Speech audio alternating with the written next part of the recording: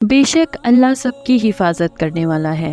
क्या आपने एक गैबी हिफाजत का वाक़या सुना है? तो चलिए चलते हैं आज की वीडियो की जानिब। हज़रत मारूफ करखती ने फरमाया कि हमें हज़रत ज़ुल्नून मिस्री का ये वाक़या मालूम हुआ है। वो फरमाते हैं कि एक मर्तबा मैं कपड़े धोने की गर्ज से दरियाए नील पर पहुंचा। बस मैंने देखा कि सामने से एक बहुत बड़ा बिच्छू आ रहा है। मैं खौफज़दा हो गया और इसके शर से खुदा ताला की पनाह तलब करने लगा। वो बिच्छू जब दरियाए नील के किनारे पहुंचा तो पानी में से एक बड़ा मेंढक बाहर निकला। इसने बिच्छू को अपनी पीठ पर सवार कर लिया और दरिया में तैरता हुआ दूसरे किनारे की तरफ चल दिया।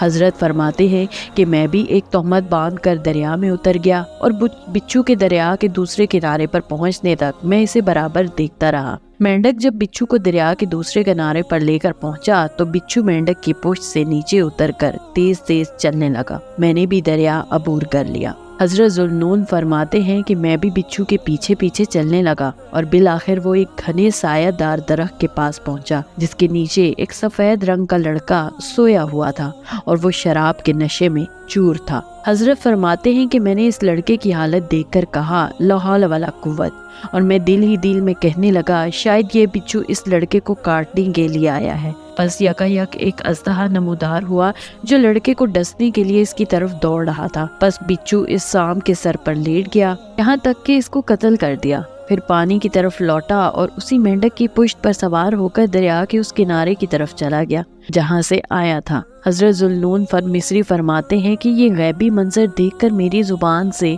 ये अशार जारी हो गए। तर्जुमा, ऐ सोने वाले, तू आराम कर रहा है लेकिन हक ताला तारीकी में भी होने वाली हर बुराई से तेरी हिफाजत कर रहा है। आंखें गाफिल होकर कैसे हो सकती है ऐसे बादशाह से जिससे तुझे अच्छी अच्छी नेमतें हासिल होती हों।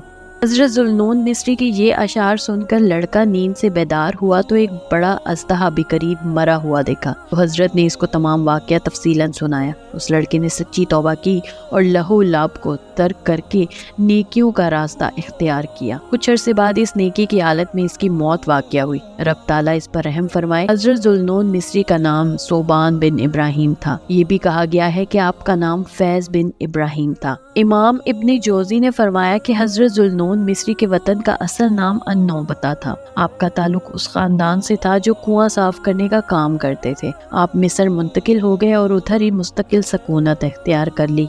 कहा जाता है कि आपका नाम फैज और लक़ब ज़ुल्नून था। इमाम अबुल कासिम कशीरी ने फरमाया हज़रत ज़ुल्नून मिस्री अपने हम उम्र बुजुर्गों पर फौकियत रखते थे और इल्म व तक़वा के लिहाज से ऊंचे मर्तबे पर फाइज थे। हज़रत ज़ुल्नून मिस्री के चंद अक़वाल के बारे में बयान है कि आप फरमाते हैं कि मोहब्बत की हकीकत ये है कि तू उस चीज़ को महबूब जाने जो हक ताला को महबूब हो और तू उस चीज़ को मायूब जाने जो हक ताला को मबहूस हो।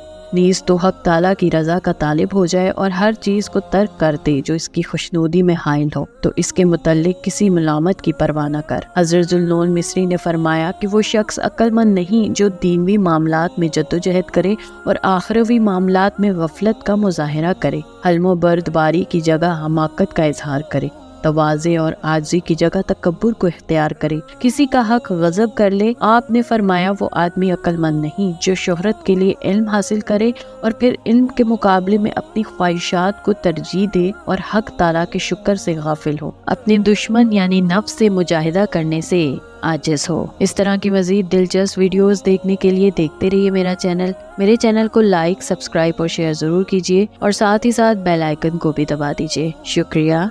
अल्लाह हाफ़िज़।